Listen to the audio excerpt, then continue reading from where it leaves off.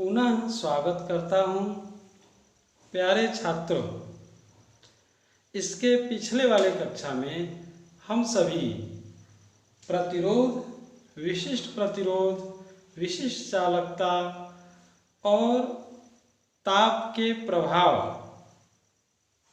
इस सब के बारे में अध्ययन किया गया था।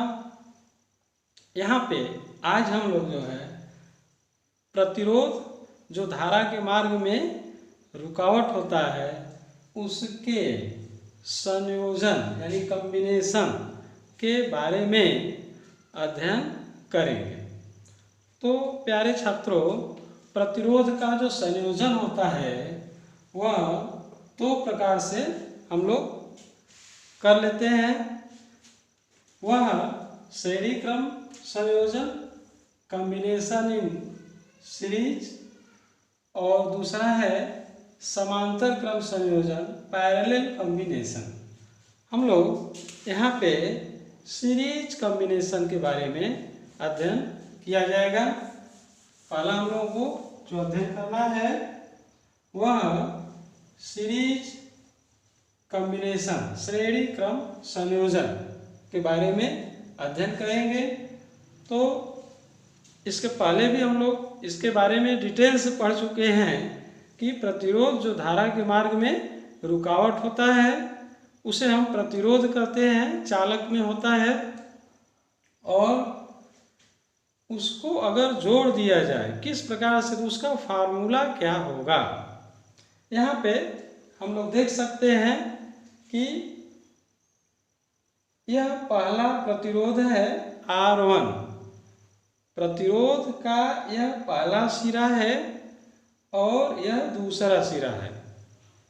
एक हमने दूसरा प्रतिरोध लिया R2, जिसका प्रतिरोध R2 है, उसका पहला सिरा ये है और यह इसका दूसरा सिरा है।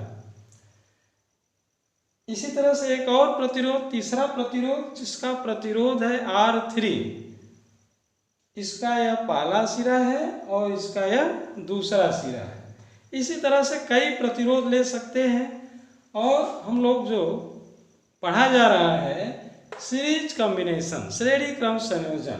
तो श्रेणी क्रम संयोजन क्या होता है, उसकी डिफिनीशन क्या है, उसको हम लोग जानेंगे। हम लोग जो पहले प्रतिरोध के, हर एक प्रतिरोध में दो सिरा है, तार का पहला सिरा, तार का दूसरा सिरा। तो जब पहले प्रतिरोध के दूसरे सिरे को दूसरे प्रतिरोध के पहले सिरे से, दूसरे प्रतिरोध के दूसरे सिरे को तीसरे प्रतिरोध के पहले सिरे से, इस क्रम में अगर जोड़ दिया जाता है तो इस प्रकार का संयोजन श्रेणी क्रम संयोजन कहलाएगा। जैसे यहाँ पे आपको देख सकते हैं, यह पहला प्रतिरोध R1 है, इसका दूसरा सिरा दूसरे प्रतिरोध के पहले सिरे से जोड़ दिया गया। दूसरे प्रतिरोध का दूसरा सिरा तीसरे प्रतिरोध के पहले सिरे से लेकर जोड़ दिया गया। और प्रतिरोध रहता है तो उसका दूसरा उसके पहले से, इस क्रम में अगर जोड़ देंगे तो यह संयोजन श्रेणी क्रम संयोजन होगा। और यहाँ पे अगर इस प्रतिरोध को ले आकर के हम लोग किसी बाह्य स्रोत से जोड़ दें, बैटरी से, जिसका विभव भी है, तो इसमें धारा का प्रवाह होने लगेगा।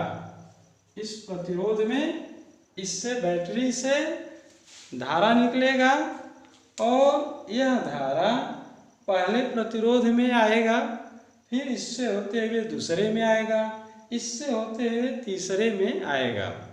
ठीक उसी प्रकार से जैसे इसका हम एक व्यवहारिक रूप में एग्जाम्पल हम लोग समझते हैं कि एक जो है यह नली है, इसका जो व्यास है वह 10 सेंटीमीटर है। एक दूसरी नली है, इसका व्यास जो है 5 सेंटीमीटर है। एक तीसरी नली है, इसका व्यास मान लेते हैं 8 सेंटीमीटर है। 3 नली को एक ही में जोड़ दिया गया, और भी नली को जोड़ सकते हैं।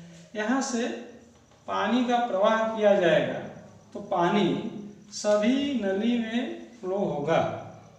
ठीक उसी प्रकार से अगर इस बैटरी से धारा का प्रवाह होगा तो सभी प्रतिरोध में धारा बहेगा। इसमें सबसे इम्पोर्टेंट चीज़ ये है कि सभी प्रतिरोध में बहने वाली धारा का मान एक समान होगा। सभी प्रतिरोध में धारा का मान, यहाँ पे सभी प्रतिरोध में एक समान धारा प्रवाहित होगी सभी में, लेकिन सभी प्रतिरोध का विभव अलग अलग होगा। यहाँ हम लोग मान लेते हैं पहले प्रतिरोध का विभव V1 है, दूसरे का V2 है, तीसरे का V3 है। ठीक उसी प्रकार से जैसे नली की मोटाई अलग अलग है, लेकिन जितना पानी इसमें फ्लो करेगा निकलेगा उतना ही प्रवेश करेगा। ऐसा नहीं होगा कि ज़्यादा प्रवेश करे और कम निकले। यह चौड़ा है तो ज़्यादा प्रवेश करेगा और ये पतला है तो कम निकलेगा, या यहाँ पे कम, जितना निकलेगा उतना ही प्रवेश कर सकता है। ठीक उसी प्रकार से यहाँ पे धारा यहाँ से निकलेगी तीसरे प्रतिरोध से, बैटरी के रीढ़ सिरे में आ जाएगा आवेश, तो जितना धारा आएगी उतना ही यहाँ पे माइनस सिरे पर सभी प्रतिरोध में, कहने का मतलब कि सभी प्रतिरोध में बहने वाली धारा का मान एक समान होगा, परंतु सभी प्रतिरोध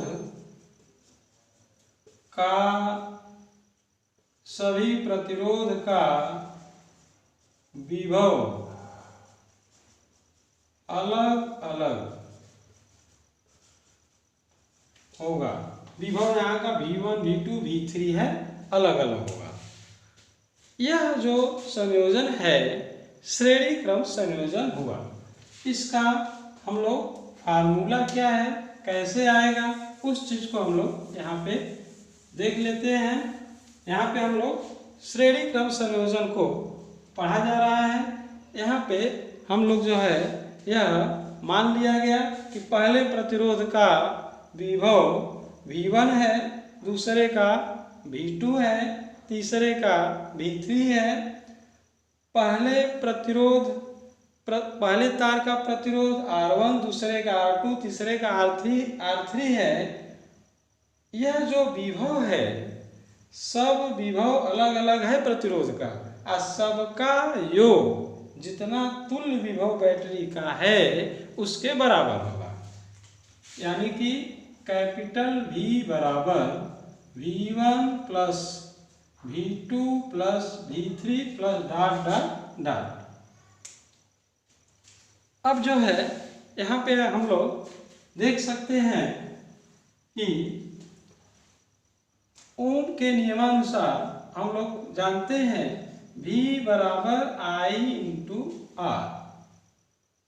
इस सूत्र को अगर इसमें रख दिया जाए, यह समीकरण 1 मान लेते हैं, तो इस प्रकार से यहाँ पे V बराबर IR, R जो है तुल्य प्रतिरोध है, V1 बराबर IR1।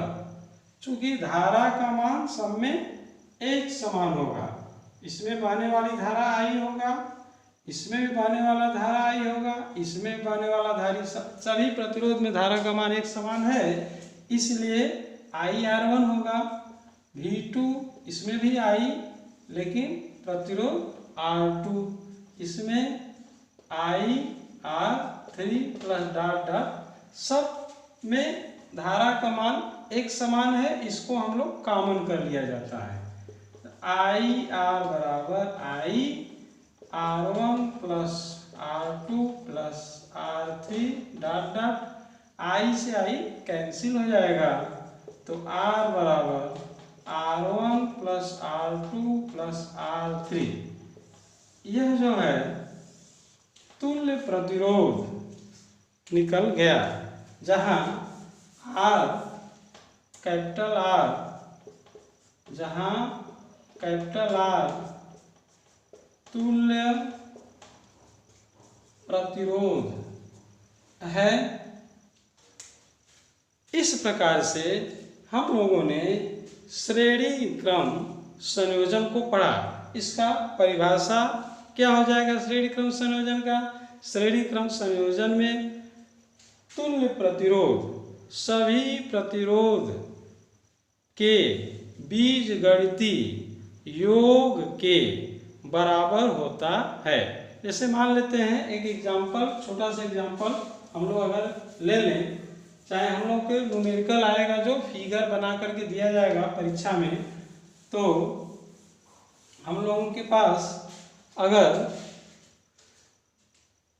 3 प्रतिरोध है, 3 प्रतिरोध मान लेते हैं, R1 2 ओम है, R2 4 ओम है और R3 2 ओम है। 3 प्रतिरोध है और तीनों को श्रेणी क्रम में जोड़ा गया है, तो इनका तुल्य प्रतिरोध कितना होगा? तो हम लोग जो है इसे तुल्य प्रतिरोध R बराबर यह फार्मूला लिखेंगे, R1 plus R2 plus R3 2 plus 4 plus 2, तो लिख देंगे, आंसर आ गया 8 ओम। इसी प्रकार से हम लोग जो है और ढेर सारे न्यूमेरिकल को सॉल्व किया जाएगा श्रेणी क्रम संयोजन का। ठीक इसके बाद नेक्स्ट हम लोगों को जो पढ़ना है समांतर क्रम संयोजन, पैरेलल कॉम्बिनेशन। इसके नेक्स्ट टॉपिक में हम लोग समांतर क्रम वाला पढ़ने के बाद फिर दोनों को मिला करके मिश्रित क्रम को पढ़ा जाएगा। धन्यवाद।